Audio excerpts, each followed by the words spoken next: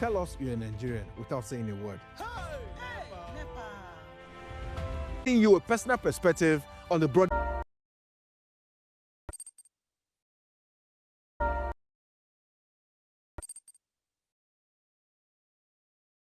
into the energy outlook. My name is Wisdom Chap Jumbo, and we're talking to you live from Lagos, Nigeria. This week, we take a trip down to the downstream sector, in the oil and gas energy sector, as you may put it. A lot as it did been happening this week, as the downstream is on the spotlight. Dangote has resumed operations of the 4,000 CNG trucks to deliver product right from the refinery to filling stations across the country. This has caused quite a lot of issues, and many are wondering what seems to be the problem. Why some of the unions claim monopoly of Dangote if he's allowed to do this. Others say that it is indeed, a change for the sector. So today our conversation will be centered around enhancing supply efficiency in the downstream sector. What seems to be the problem to allow for efficiency to thrive? And what the Dangote is doing, is it indeed a problem or an opportunity that's opened up for the country?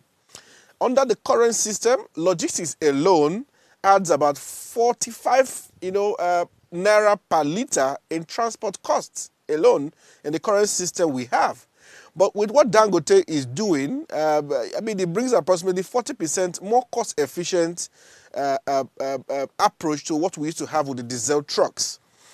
And many say this is indeed an opportunity, but the unions disagree. And this week is been an issue back to back. Nupeng and Dapman, who have said, look, this cannot happen, and they think they need an opportunity as they don't want to allow Dangote to take over the market. And this issue have got up to, of course, the industrial courts, and also the federal government has weighed in on the matter, which we understand a resolution has been met. But Dangote had a press release or a press conference earlier this week, and he spoke, very firmly on quite a lot of issues. So today, our conversation will be centered around this. I will bring to spotlight, quite a lot of things that is happening. My guest is well equipped to take a lot of my questions because I have a lot of questions to ask.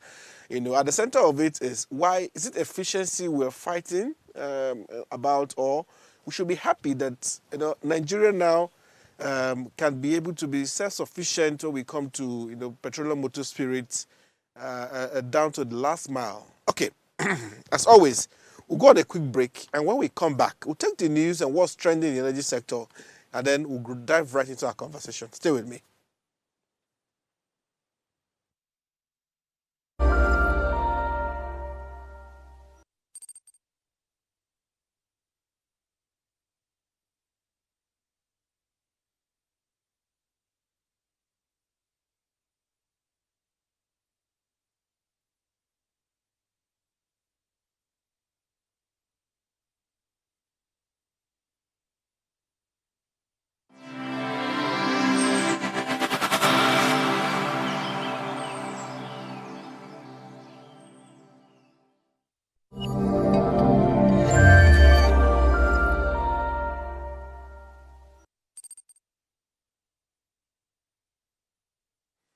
All right, welcome back, and thank you for staying with us. All right, first on our news on what's trending, as I said earlier, the court has restrained Nupeng, the truck drivers from disrupting Dangote refinery, which we saw an issue earlier this week where they were supposed to be sort of like a protest at the refinery. That was stopped by the National Industrial High Court, which granted an interim injunction restraining the union, which is the Nigerian Union of Petroleum and Natural Gas Workers, and of course the Direct Trucking Company Drivers Association, from embarking on industrial action or compelling other truck drivers to join their union.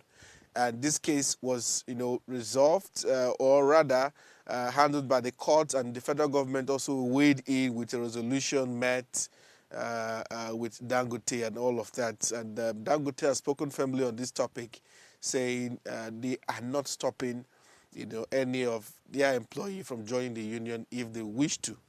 And a lot of things were said in that press conference which also said that Dangote said, well, his drivers are even well paid, if not thrice, than other drivers within the union, so they have no issues with that. Okay, all right. Our next story is Mariamo Idris appointed Nigeria's OPEC national representative. Mariamo Idris, who is the managing director of NNPC Trading Limited, has officially been appointed as Nigeria's national representative to the Organization of Petroleum Exporting Countries, OPEC. The appointment positions her at the intersection of domestic oil management and international agency policy. This was announced in a statement by NNPC congratulating Mariamo on the appointment, and it reads that we congratulate Mariamo Idris on her appointment as national representative for Nigeria at OPEC. She will play this in a dual role as managing director of NNPC Trading Limited. Congratulations to her. Nigeria has played very key role in OPEC over the years. And we continue to play that role, of course, as a major exporting country. And also now we are also happy to see this appointment of Mariamo. Congratulations to her. Our next story, Nigeria signs petroleum regulation charter with other African countries. Nigeria has signed the Africa Petroleum Regulatory or Regulators Forum Charter alongside 7 other African countries in what officials describe as a landmark step towards harmonizing oil and gas regulations across the continent. The signing ceremony was held on Thursday on the sidelines of the 31st Africa Oil Week in Accra, Ghana, and chaired by the Commission's Chief Executive of Nigerian Upstream Petroleum Regulatory Commission, Gbenga Komolafe. In a statement issued on Thursday by the head of media and strategic communication, Eniola Akin-Kotu, Komolafe, who is the Chief Executive of NUPRC, who also serves as interim chair of the forum, described the occasion as a decisive step towards building a harmonized and sustainable petroleum industry in Africa. I think this is a welcome development for Africa. And I'm happy that Nigeria is playing at the center of it. And congratulations, of course, in accordance to the appointment of Mr. Gbenga Komolafe of the NUPRC. We want to see more of this harmonization happening. That will really help a lot for Africa if we look at a lot of our regulations. So it's a good one, it's a welcome development, and we'll also be following a lot of these stories and what is happening within that space, and to be sure that we follow the conversations. All right, our next story, Nigeria to host global gas investors in Lagos. Nigeria will play host to global gas investors and top industry leaders this October coming, as preparations heighten for 2025 edition of the Gas Investment Forum. A 2-day forum scheduled for October 7 to 8 at Oriental Hotel, Lagos, will be headlined by President Bola Ahmed Tinubu, Special Advisor on Energy, Mrs. Olu Verhenden, who is expected to deliver the keynote address and serve as chief host of the forum. The event director, Sazi Cecily, confirmed the development in a statement issued in Abuja earlier. Fantastic. We want to really look at some of this conversation. A lot is happening within the gas space, with the AKK project, crossing a milestone timeline. The gas space in Nigeria is quick growing. The presidential CNG initiative members are working tirelessly to also, do a lot around CNG. As we see, quite a lot is happening. So this is timely. Myself personally will be at the forum, at the event in October, and also to be sure that we are following the conversations very critically as we do here on Energy Outlook. All right. Okay, so I think that's all we have on what's trending in our news for this week. But we dive into our conversation for the day. Very important. Dangote and the unions, a lot has been said. But we ask some very important questions to try to understand, into details what is happening. Why is if we find an efficient way to get petroleum product to the last mile, also to ensure that a lot of filling stations are up and running. What seems to be the issue with that is Dangote, as has been alleged, is this a monopoly if he tries to do this with 4,000 trucks moving products from refinery to the filling station? What does the law say? The PIA should guide all we do. Stay with me. We'll be right back. I will dive into the conversation.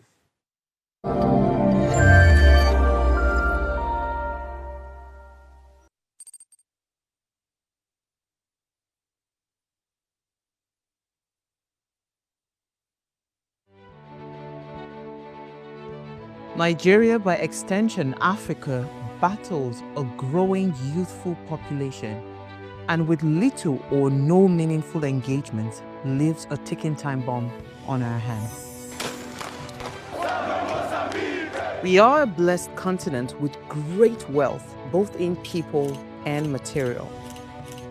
Our focus on ways remains driving conversations that affects us all. Topics in the news, social concerns, politics, leadership, governance, empowerment, resource management, conflict management, finance, SME sustainability, technological innovation, food security, health, education, brain drain, our well-being, citizenship, and much more. Our goal is to continuously drive these conversations, keep them burning at the table to effect a positive change, both for our nation and continent. Ways, what are you saying, has a secret ingredient that completes the conversation every single episode, and that ingredient is you. Our past conversations shaped our yesterday. To shape our tomorrow, we must keep talking. So, I want to hear you. Be a part of our live conversations Mondays through Fridays. And let's all have our say.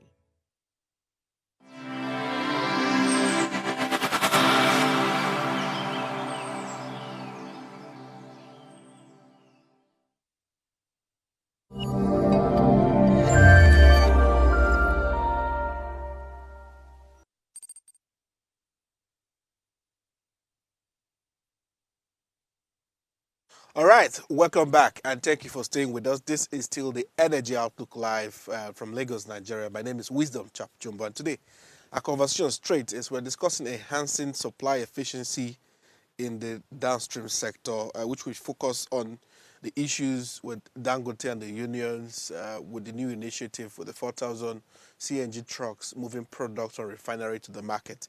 What seems to be the problem? My guest is Ayodele Adio, Managing Director of ASCOM, is my guest. Thank you for joining me, Ayodele. Thank you for having me. It's always good to be here. Yeah. I mean, you're my second guest to return on the show. So There should be an award for that, I guess. I mean, we should prepare a flag one of these days. But it seems like a follow-up conversation on what we had earlier. The issues have gotten very critical. And the unions are not taking it any easy on Dangote. But first, I would like you to break it down for us. Dangote petrol distribution down to the filling stations from the refinery. This initiative, will it really absorb risks and costs for retailers? Is that the focus, or he just wants to take over the market? So there are two things here, and I think it's important to explore all that has happened and transpired that has led to this decision, I believe, from the Dangote area. First thing was business survival, for the Dangote refinery. They couldn't afford to happen what had happened in the initial stages. Darling as to whether to at the time, to be fair, sorry to butt in, but at the time, to be fair to them, I think it was an issue of cost comparison at that time. Well, was it not the case? You see, whatever the case was, because there were several issues where the marketers at the time were arguing that the cost of the products was higher than all sorts of funny excuses at the time. But it all amounted to the fact that products were not being lifted at the time, and that is dangerous for any business. The soul, the bloodline of any manufacturing concern is logistics. Logistics. And the moment you have no control whatsoever, around logistics, it's almost suicidal, right? So I believe that the first thing or the first decision in that direction was for business survival. Okay. The second, obviously, was a clear case of market penetration strategy. The refinery simply looked at it and said, how do I lock in as many markets across the country as possible? And I can do that by taking away significant cost for these retailers across the country, which is the cost of distribution. Before now, some of them would have to send their trailers or their trucks, whether it's from Meduguri, whether it's from Azare, whether it's from Onitsha. They'll send it all the way. Send it all the way to Lagos to leave products from there, and bring back to wherever the destination was. And that incurred significant cost for many of these retailers. And that was a problem, and it was a burden because they had to deal with maintaining vehicles. They had to handle drivers that could elude in the middle of transit and all sorts. Now, if you solve that problem for them, they are happy to do business with you. So from a market penetration point of view, it was a brilliant strategy for the refinery to take away the burden of carrying and lifting products back and forth from Lagos for these retailers, and deliver it to them at zero cost. Ultimately, delivery is at zero cost. at zero cost. Okay. Ultimately, and we're going to come back to this zero cost issue. Okay. But ultimately, for the consumer, it means uniform pricing across the country. So that means, to a very large extent, that petrol is cheaper in Lagos than it is in Talata, Mafara, somewhere in Zamfara. Yes. Now, if you look at the average income of the Lagosian compared to the average income of the person in Zamfara, you will see that the cost of petrol is putting a higher burden on the people living in Zamfara than the people living in Lagos. Don't even go fast. If in River State, where I'm from, Exactly. I'm from a place called so- Bonny Local Government. Yeah. It's a riverine community. We go by boat from mainland Port Harcourt. Yeah. So by the time they move products from Port Harcourt main city down to my local government, the price has gone up with additional like 200 naira, Exactly. or 300 naira. And you can imagine that if you check the average income of the people in that community, Yes. in average terms, it's lower than what you have in Port Harcourt City. So it means you're putting a burden on the most poorest of Nigerians, which was what the Petroleum Equalization Fund was supposed to solve. And that's why I said we're going to come to the most important part. Okay. Now, let me hold you there first now. From what you have said, now the issue this week is that DAPMAN, which is the Depot and Petroleum Product Marketers Association of Nigeria, and NUPENG, a Nigerian Union of Petroleum and Natural Gas Workers. I'm trying to spell them because so that people can understand when we begin to use them. Both of these unions seem not to be happy with what Dangote is doing. They have alleged monopoly, and they have other stakeholders aside them have also said this approach by Dangote seems to be not stakeholder friendly. Looking at how the whole exchange has been for the last couple of days, and for the longest of time now on this particular matter. What are your thoughts on this? Why will they not be happy if it is solving a problem? So I can understand why they are not happy. Okay. It's common sense why they are not happy. And I don't expect them to be happy because the market has shifted. Innovation has come into the space. It makes a lot of people will be left behind. So understandably, you can see why a lot of people will not be happy, especially members of the unions. They certainly would be happy because innovation has left them behind. But the more important question is not whether they are happy or not, but whether the accusations that they are leveling against the Dangote is based on facts. Now, I'd like to ask you a question. When Netflix came into the market, did they take into consideration, how they were going to support Blockbuster that used to have, CD shops across the country or across the world where people used to walk in to buy DVD players? Did they take that into any consideration? They brought an innovative product into the market. They found, an audience willing to take it off, and, they made a cash cow out of it. The same thing with mobile phones. I do not recall a time where the MTNs, the Econets, the Etisalats were concerned about what was happening to Nitel. such that, you know, maybe Niger people, we need to help them, let them not die or let them not survive. It wasn't their business. But Niger was They- owned by government. why I'm going exactly is that in product development or in markets, especially, you know, understand that our sector, this sector has now been completely deregulated. Yeah. It means private sector players are going to come in.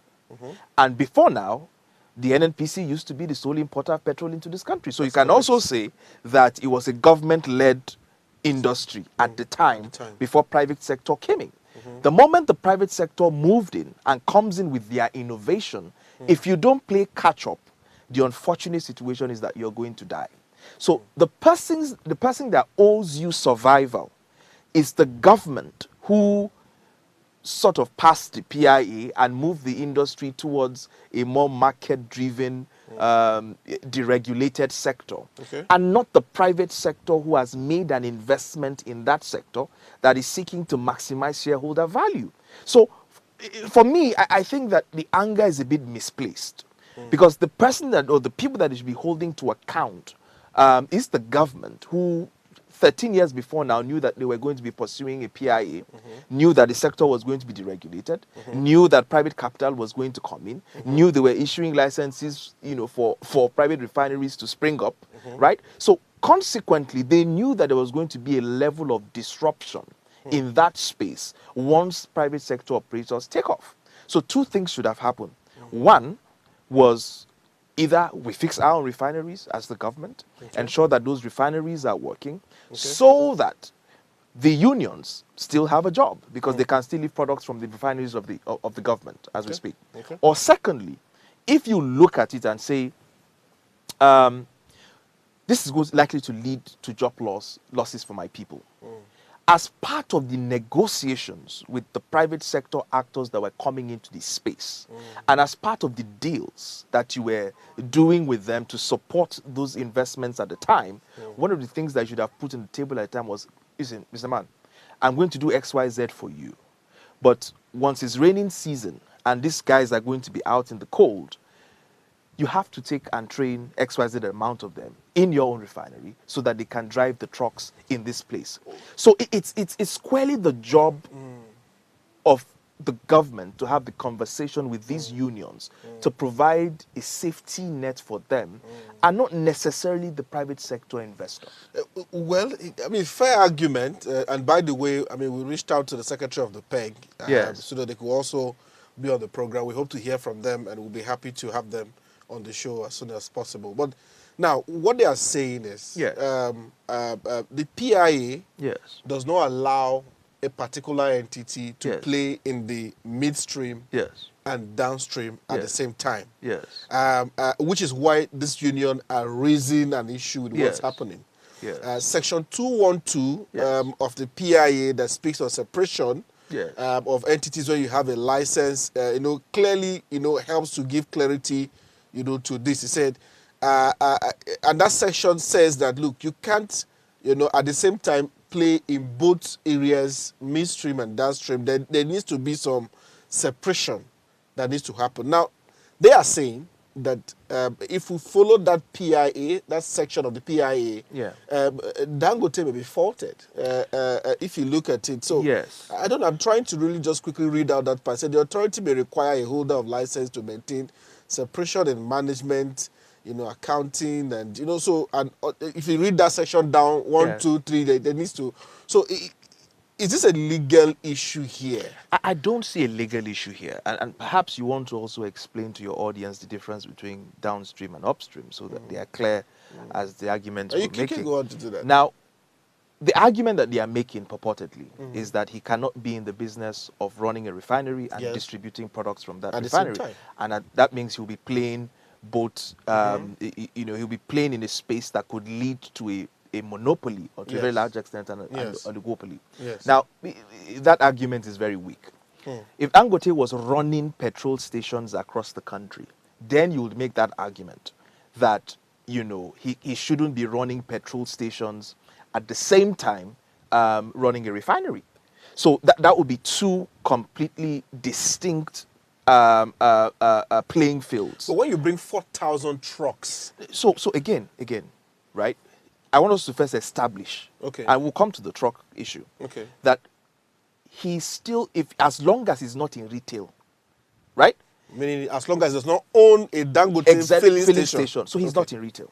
Okay. And to that extent, you cannot claim that he's operating as a retailer at the same time operating as a manufacturer in this case, or a refiner in this case. Okay. So clearly we can establish that Okay. he's not a retailer. Okay. Now, the argument would then be, does he have the right to operate logistics, to distribute his own products? So does he? Of course he does. According to PIA? Of course he does. So this section of PIA kicks against that? No. The section of PIA does not stop you from operating a logistics for the distribution of your products.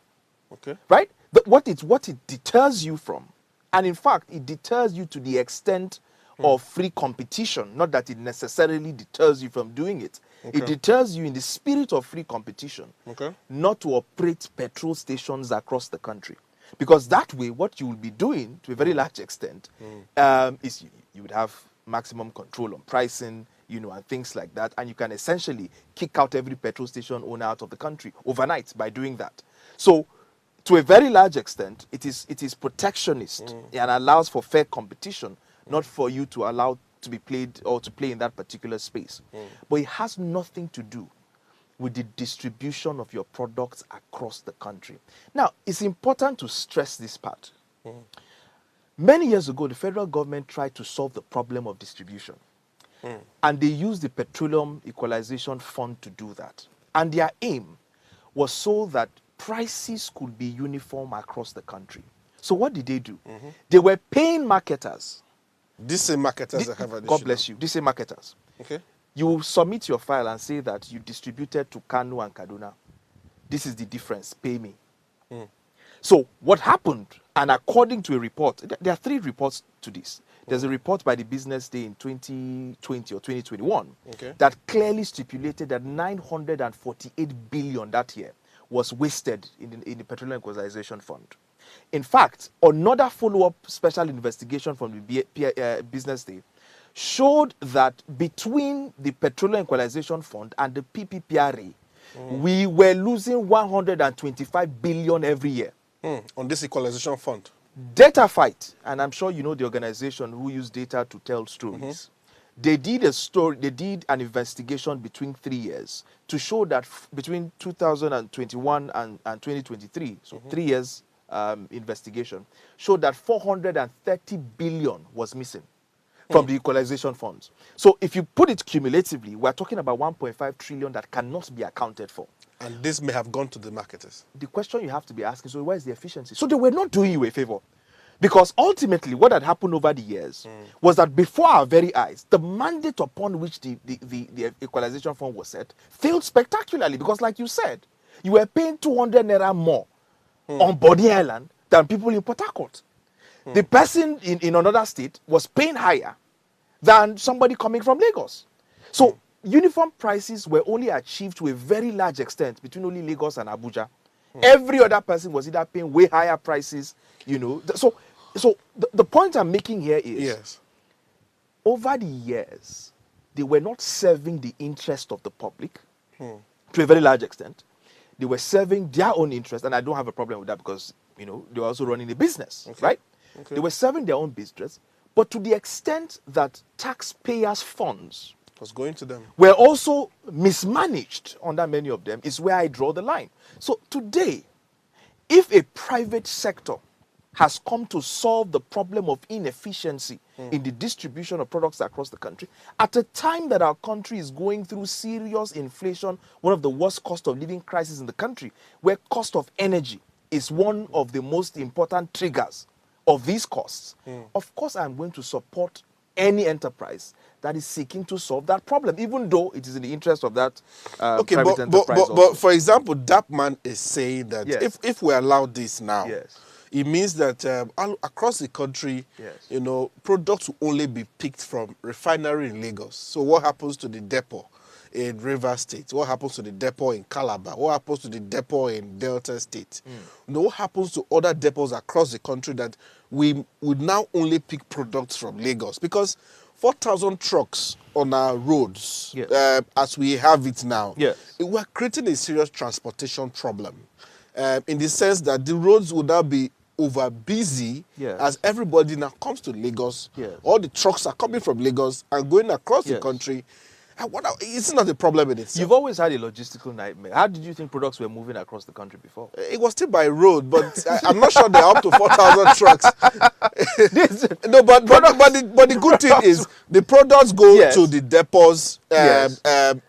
depots in Calabar. They go Yes. to depots in Lagos. But Lagos also had the highest traffic even at the time. But it will be as weighty as it's going. I mean, I'm trying to speak I on the other side I understand. of, for example, Dakman themselves. I understand the point you're making. But Okay. you see, what I want us to look at is to look at the larger picture. Okay, the bigger picture. Right, the bigger picture here. And at every time in a country's destiny, the leadership of those countries have to take certain decisions in the interest of the majority in that country, and to nudge that country towards prosperity. That strategy could change when you've achieved a significant amount of success, right? And I'll explain what I mean by that. Okay. The Koreans did that with Hyundai, Kia, and what have you, where the government made critical investments in these companies because they saw them as part of their strategy for ensuring an export manufacturing strategy in those countries at the time. That helped the Korean economy to grow. It helped them create significant amount of jobs, and it helped them create a lot of wealth in the country that was redistributed. As we speak today, these companies no longer have the leverage that they used to in the 80s, in the late 70s and in the 80s, coming into the 90s, because they had fulfilled the purpose that they were set up to do at the time. The same thing is what we are facing as a country today.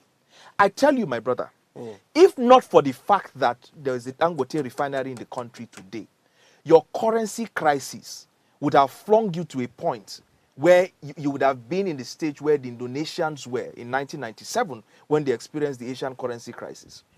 One of the principal reasons that you have achieved stability fast is largely because you had a refinery that has cut significantly the amount of petrol imports that you need. It is also driving significant amount of exports, bringing in droves of foreign exchange into the economy. So it is serving a strategic interest, that interest which was touted by the previous administration at the time at every opportunity that was granted, that this was the reason why we're supporting this refinery. And it was a smart reason to do. And not just that. And that's apart from the currency crisis that was set up to solve, is the job creation crisis. If you pass the refinery at close of work, you would think it's a carnival. The thousands of people who have been employed into a local concern. Do you know how many staff you need to run a company if you just import petrol to sell? Tell me. Maybe you and your wife. If you have a girlfriend somewhere, you make her the secretary. That's all. You don't need to set up a serious concern. Right? But you can't run if a refinery with a nuclear family, can you? And that's why they have close to 30,000 people working for them there. That means 30,000 people will be paying income tax to the state government, which means more resources for infrastructural development, to run hospitals and things like that. Right? As against somebody who just simply imports petrol from the country, sometimes not even meeting required standards, evades taxes at the end of the day. And then swindles you also because he takes monies for Petroleum Equalization Fund that prices never get equalized across the country.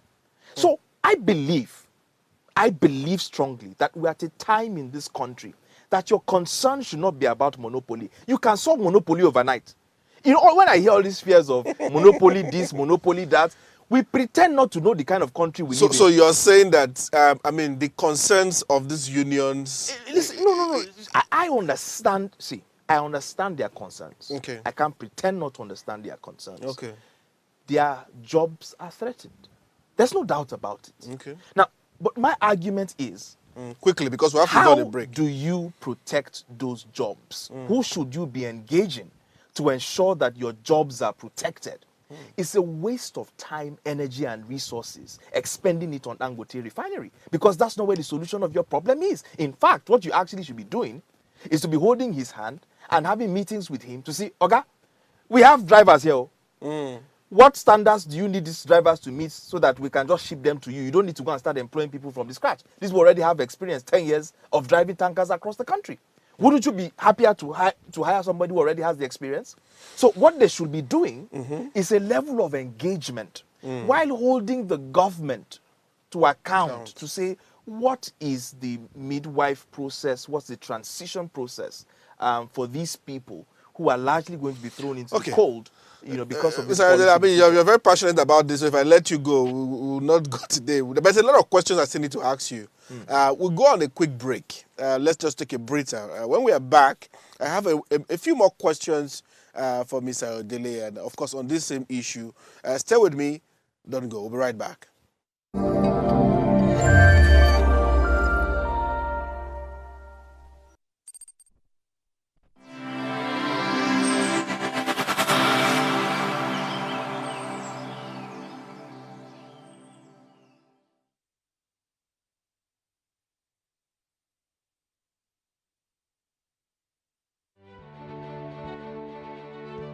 Nigeria, by extension Africa, battles a growing youthful population, and with little or no meaningful engagement, lives a ticking time bomb on our hands.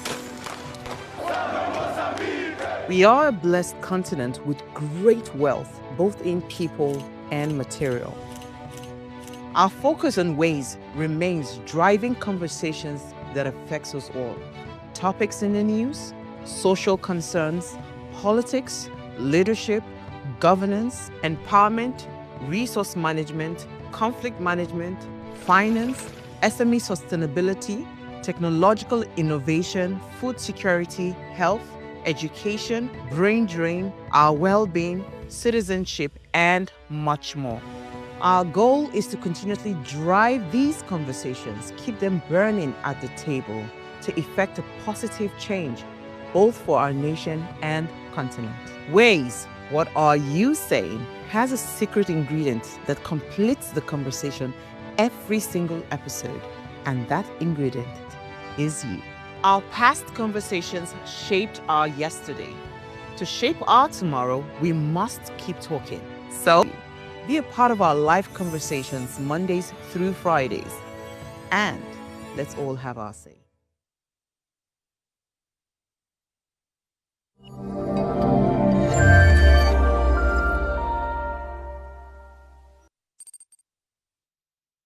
All right, welcome back, and thank you for staying with me. This is still the Energy Outlook Live. All right, Mr. Odele, we'll get back to the conversation real quick as we have some few minutes before we wrap up. So we understand that the refinery, in fact, that no refinery in Europe is at the moment bigger than Dangote. Aren't you proud? And most of them now work under capacity because Nigeria imports less petrol. Is this a fact? This is a fact. And secondly, do we know what is our consumption as of today as a country? This is a fact. Again, it goes back to the argument I was making before we went on break. Yeah. There were several refineries set up to exploit the Nigerian people. A process that was sabotaging our economy. Let's even forget the health challenges and the rest. And I think on the last time I was on this show, I told you one of the reasons a major German company pulled out of the Nigerian market instead of setting up its manufacturing plant here was the quality of the petrol used in our country. The report is an open secret, right? Let's even not talk about the pollution and the health implication of the poor quality of petrol that's been imported in this country over the years. Let's not just stick into the economic impact this has had. The weight it had on our foreign exchange, the currency crisis that's led us into over the years. So the fact that we are able to do something that affects the European market, I think is a thing of pride for every Nigerian. To say that we have one of the biggest refineries in the world today, and we can refine our own petrol, and even refine for people who want to from anywhere in the world, I think should be a thing of pride, for every Nigerian. And that's why it's on that principle that I believe that this refinery needs all the support that it needs to get, because it's a thing of pride for our country. Now, to the second part that you aptly highlighted, you see, I don't know how to say it. I don't want to sound insensitive, right? But economics is about choices, and it's about trade-off. There's no decision that you make. There's no economic decision that you make that you're not going to have people that are left behind. Okay. But what you do to carry the people left behind is what makes the difference. So what are we doing now? So that is now the fundamental question.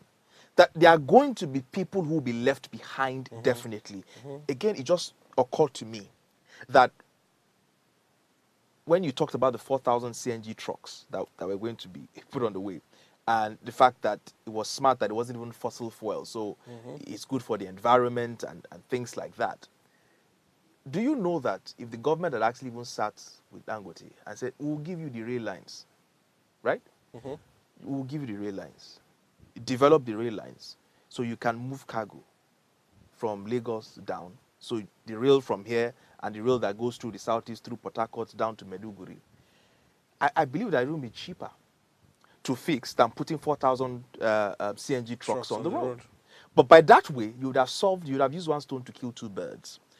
A private sector actor would have fixed your rail problem. You would have reduced the congestion on the road, and you'd have provided alternative for people to move goods and services across the country, right? But because we are so short-termist in our thinking, because we're not seeing things from the helicopter view, you think Dangote wants to import you think in his plan he ever envisaged that he was going to import 4,000 trucks? It was never there. Necessity bettered that decision that he had to take. And quite a huge investment went into it. So he would have loved to use the money for something else. Okay, so now this brings my next question now, which most stakeholders agree that now Dangote cannot be the only player. Now, the bigger question now is, how can we boost local refining and distribution? Because Mr. Alhaji Aliko said something he said, look, that he refused to buy over Mobile, AP, and Orlando at the time, when this idea was forming, when they even sold less than $500 million combined at the time. And his decision was to avoid what is now facing today, monopoly. But the bigger question now is, how do we solve the issue of local refining so we can have more players? Are there some ideas probably you could share from your point of view? I think that's even a better question, because I want us to bury this lazy argument of monopoly once and for all. It's a very lazy argument to make. I'm being honest with you. Because in this country today, you can end any monopoly overnight. How? Any overnight. Jack Ma, was he not once the biggest billionaire in the world? What did the Chinese government do to him overnight?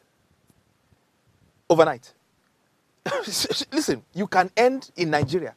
The president of this country can end any monopoly overnight. How? Let's not go to you. Don't make me say anti-democratic things on air, on live television. You can end effectively any monopoly you want overnight in this country. So those fears that somebody will come and lock everything down, you will come and listen, is just, I understand it, but it's unfounded. You know why it's unfounded? It goes back to the first question that you asked.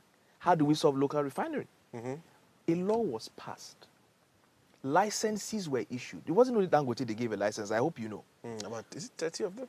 Thank you very much. A lot of people got these licenses. So the process upon which people got licenses was transparent. It followed the law to the letter. People bidded, they got licenses, but they couldn't raise the funding required to do it. You know why? Why? Because it was easier to just go and import fuel from Belgium and make money overnight. So they stick with the easy method. It's easier to actually even sit in your house and claim subsidy payments without even getting on a plane to even do the work of importing, to do the lazy work of importing petrol into this country. So you had briefcase billionaires in Nigeria who sat down and were making billions on just changing papers on the one side. Then others were making billions on simply importing substandard petrol into this country. So why are you going to do the hard work of going to set up a refinery? You must be out of your mind. So he alone took the bull by the horn. You know his story in Ogun State, what he went through to set the refinery in Ogun State before he decided to come back to Lagos. Before Lagos, he had tried Ondo also, eventually landing in Lagos. This is a country. How do you see a plan for a 650,000 refining and the state is not jumping on it? It's not jumping to say that these income taxes will be in my state. If all you have is a refinery of 30,000 people and that income tax is coming to your state, you are settled. How did we get to the point where those states bungled it? Is to tell you the kind of country you're living in. He went ahead, borrowed $20 billion, and went ahead with the refinery. The thing that most other people who had the same license could not do. But you're not even asking. This same country, this same governments have spent billions of dollars on turnaround maintenance for refineries that never work. Over the last 1 year, I was on radio everywhere. Just Google my name and Google this conversation. Telling everybody who cared to listen that those refineries were not working. Why are people trying to fool Nigerians? Those refineries couldn't work. It was common sense. So we've gone round again. They've launched it, that refineries are working. They've done their whole... Where are we again today? So... Back to my question earlier. So the point is, the legal framework that allows the local investments in refinery is there on the table, the PIA. It is that legal framework that guarantees the supply of crude from the federal government to local refineries. It is that local content that stops the importation of petrol in this country when there is evidence that the local refiners can meet supply within the country. So the guy sitting down there with his own license, who has seen that the federal government is unable to give Dangote crude, who is seeing that petrol importation has continued in this country, you think he will go and borrow money to put money? Come on, let's call a spade what it is. So these are the issues, the flip-flop in government. Listen, like I said earlier when we started this conversation, even if this person was going to be a monopoly, for instance, without conceding, you can see it as a worthy monopoly in 10 years. The benefits you're going to extract from it, you can see in a 10-year period, no problem.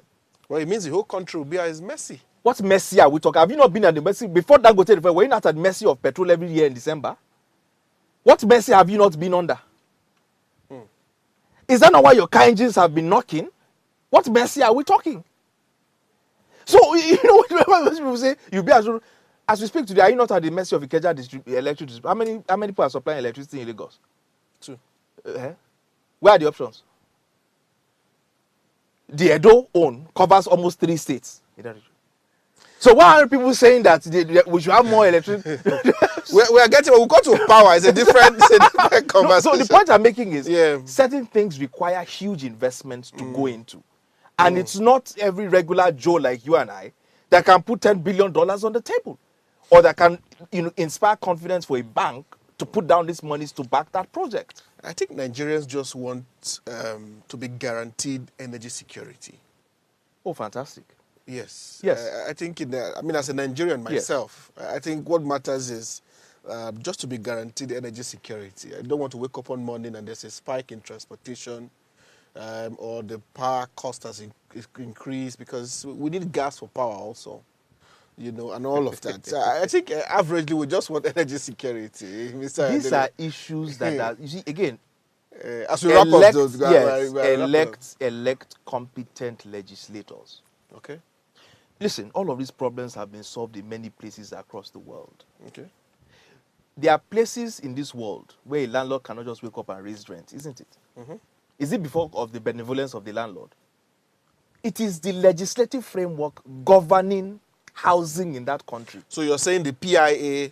The PIA is perfect for us. I know there's no document okay, that is there's perfect. Okay, the PIA, we should Have a just PIA, live up to it. and you can live up to that PIA. It solves a lot of your problems. Okay. Whether it's competition problems, whether it's the fear of monopoly, it solves many of those problems. And like I said, it's a working document. If you see things that you never anticipated and say this place is good, you bring it in and say that, listen, you can't just wake up. You have to demonstrate evidence that informs this harsh increase of pricing, for instance, before you can pass it on to the market. This country has, you heard when telcos were complaining that for 10 years they could not raise prices of their tariffs, that they were already strangulating, they were making losses and all of that, that the NCC stopped them from raising prices. Is it not in this country? As big as the MTNs are, why couldn't they raise prices? Was it because there was a regulator? So we suddenly believe that the regulator will be ineffective when it comes to the petroleum sector? No. As long as there are strong legal frameworks guiding the sector, there will be expected outcomes that I think we can achieve, as long as in the larger interest. So of the just people. to actually now, as we wrap up, we're already out of time. With the cost of what PMS is now, Yes. with what Dangote has introduced, Yes. what are your predictions for December? Which of course is the busy period, everybody's traveling. Do you predict a time where the PMS will come down to, let's say, 500? I've said the impossible. That's a bit of wishful thinking. It won't come down to 500. Okay. You're going to have 20 naira difference here or there, 15 naira removed, 16 naira removed. That's what you're going to be having. Okay. Because the biggest drivers of the pricing of the product is, one, the price of crude internationally, and two, for us, in our own case, is the strength of our currency. Okay. So if the naira gains against the dollar All right. significantly and crude comes down, you'll see price of petrol also come down. All right. Thank you so much. Mr. Adele Adio, Managing Director, ASCOM. Thank you. So always a delight to have him on the program, as he's very passionate about this topic. And I mean, we can go on and on for another hour, but we're out of time. We have to go. This is all we have for you on the show. If you miss other episodes from last week and previous weeks, you can quickly catch that on our YouTube channel at Official Upgrade TV. And we hope you enjoyed this conversation. We'll try to break things down for you. My name is Wisdom Chap Jumbo. Same station, same time next week. Don't miss it. Another powerful conversation on the energy sector. See you.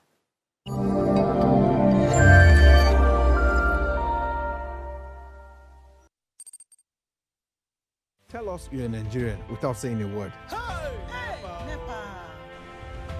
Energy security is one of the most pressing issues for many developing countries like Nigeria. And if there's going to be any meaningful progress, addressing our energy issues is non-negotiable. I know see light from my house. Make them do something. Band A is expensive. I literally have to turn off all my appliances just to reduce costs. We need light. Introducing the Energy Outlook, your go-to show for everything energy. Every week, we'll bring you the latest insights, innovation, and in-depth analysis of Nigeria's energy sector. From policy discussions to regulatory insights, we'll analyze the key decisions influencing growth and sustainability in the energy sector. We'll bring you the human stories behind the headlines, giving you a personal perspective on the broader energy challenges. Join me every Friday at 6 p.m. for the Energy Outlook, your guide to the future of energy, where energy means business.